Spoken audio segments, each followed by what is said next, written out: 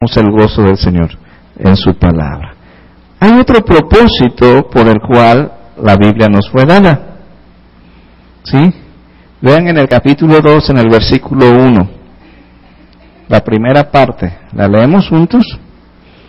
Hijitos míos, estas cosas os escribo para que no pequéis. ¿Sí? Entonces, si el primer propósito es que tengamos gozo, ¿cuál será el segundo propósito? Vamos a usar una palabra: santidad.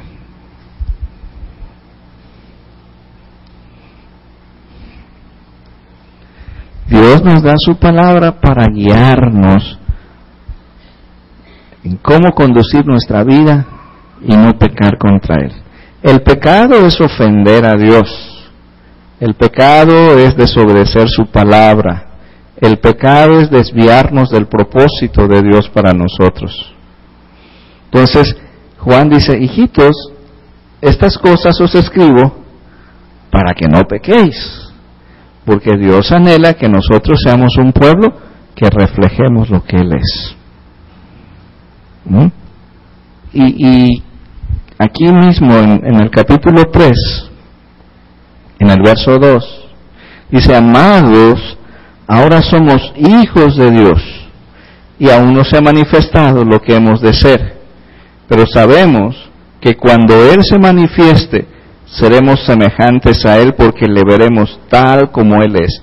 Y todo aquel que tiene esta esperanza en Él, se purifica a sí mismo, así como Él es puro.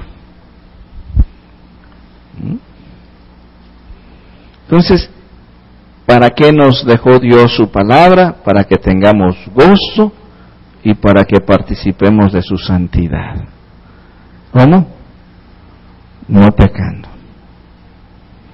O sea, los aspectos del pecado dije 3 cosas, ¿verdad? Decíamos, el pecado tiene que ver con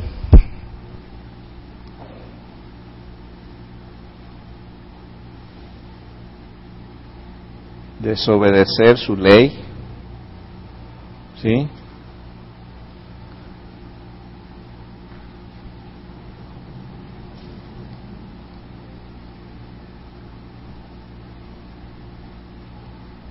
Desviarnos de su propósito.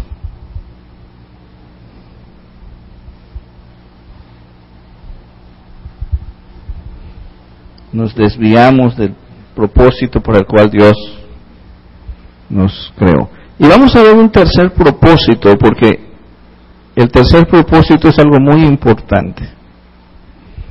En el capítulo 5, en el verso 13. Desviarnos de su propósito. Estamos en Juan 5:13. Primera de Juan 5:13. Dice: estas cosas os he escrito a vosotros que creéis en el nombre del Hijo de Dios, ¿para qué?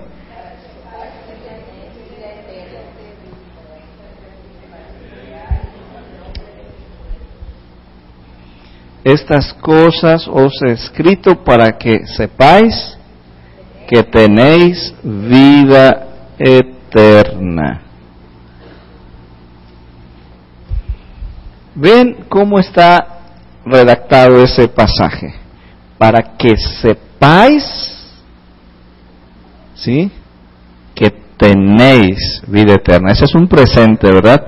No es para ver si llegan a tener vida eterna, sino para que sepan que tienen vida eterna. Su propósito es darnos, ¿qué? Seguridad. Mucho se debate en los círculos de iglesias que si la salvación se pierde o no. Juan dice: estas cosas os he escrito para que sepáis que tenéis vida eterna. ¿Cómo podría el apóstol Juan escribir algo tan certero si realmente no tenemos la seguridad de la salvación. La salvación es un don de Dios, es algo que Él nos da de su gracia. Y los dones de Dios, así como su llamado, dice Pablo en Romanos, son irrevocables. Es decir, cuando Dios te lo da permanentemente. ¿Sí? Sí podemos perder nuestras recompensas. Llegar al cielo ¿verdad? Y no nos van a dar nuestras medallitas. Pero la salvación es un don de la gracia de Dios. Y pues sí, ¿verdad? Qué triste será cuando, pudiendo haber servido al Señor y cumplido con lo que Él nos dijo, no lo hicimos. Y lleguemos allá y veamos tantas cosas, ¿verdad? Que por no haber creído su palabra, no haber obedecido su palabra, estaremos privados de esos beneficios, de esas recompensas que Dios nos da. Pero 3 cosas menciona el apóstol Juan. Dice, hermanos, estas cosas os he escrito para que vuestro gozo sea cumplido, para que no pequéis y para que sepáis que tenéis vida eterna. La Biblia es necesaria, porque si no, no sabríamos el camino a la vida eterna. Cuando hablamos de que Dios se ha revelado a la humanidad, recordemos que Dios se ha revelado de una manera general. ¿Cómo? A través de la creación. Dice la Biblia en el Salmo 19, los cielos que cuentan la gloria de Dios.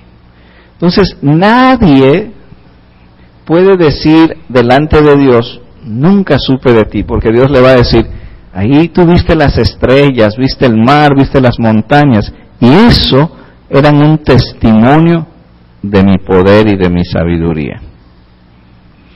Pero como hay pecado en el ser humano, ese testimonio no puede ser percibido porque el pecado ha distorsionado nuestra mente. Entonces, aunque está Dios hablándonos a través de la creación de la naturaleza, el pecado que mora en nosotros no nos permite percibir esa voz de Dios en la naturaleza.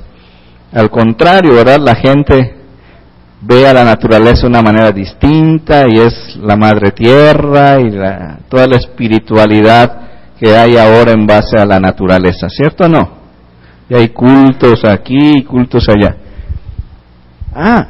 Entonces, como la naturaleza, aun siendo un testimonio de la sabiduría y del poder de Dios, no es percibido, Dios decidió revelarse de una manera muy especial, única, a través de su Hijo Jesucristo. ¿Sí? Y dice la Biblia que en Cristo existe corporalmente toda la plenitud de la deidad. Quien vio a Jesús estaba viendo al Padre. Así se lo dijo a Tomás, ¿verdad? Dice, el que me ha visto a mí, ha visto al Padre. Pero el cuerpo de Cristo era como un velo. ¿Por qué? Porque si Dios descendía con toda su gloria, nadie podría estar delante de Él. Entonces esa gloria, esa majestad, esa santidad de Dios fue cubierta por un velo, un cuerpo físico. Por eso Juan en el capítulo 1 dice, y vimos su gloria, gloria como del unigénito del Padre, lleno de gracia y de verdad. Pero ¿de qué está hablando? Del Verbo que se hizo carne. Pero Cristo nos viene a revelar al Padre, nos trajo el amor, nos trajo la verdad, nos trajo la gracia. Pero Cristo vivió en un momento específico. Y como Él vivió en un momento específico, en un lugar específico, si la revelación de Dios se hubiera quedado allí, ¿cómo hubiera llegado hasta nosotros, verdad, del camino de la salvación? Entonces Dios decidió que todos pudieran tener acceso a través de la Biblia. ¿Sí? Por eso la Biblia nos muestra el camino de la salvación. y conociendo la Biblia, estudiando la Biblia, podemos tener ¿qué? La certeza, la seguridad de la vida eterna. Es lo que dijo Jesús a los judíos en Juan capítulo 5, cuando le dice, escudriñad las Escrituras, porque a vosotros os parece que en ella tenéis la vida eterna, y ellas son las que dan testimonio de mí. Así que, 3 propósitos por los cuales Dios nos ha dado su palabra: que tengamos gozo, que caminemos en santidad y que tengamos la seguridad de la vida eterna. Que el Señor nos bendiga.